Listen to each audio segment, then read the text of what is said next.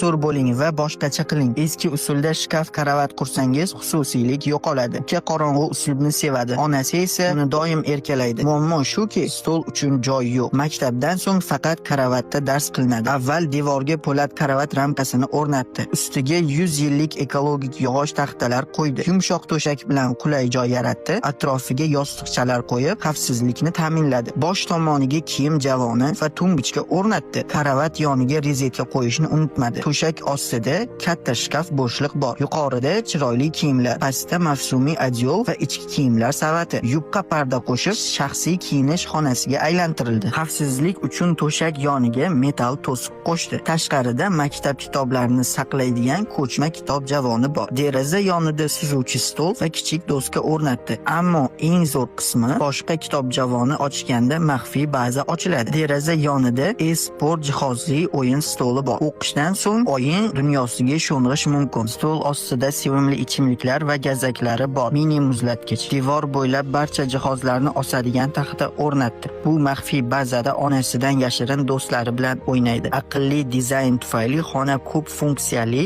saqlash joyi bo'ldi. Mutlaqo ajoyib. Uy-joy bo'yicha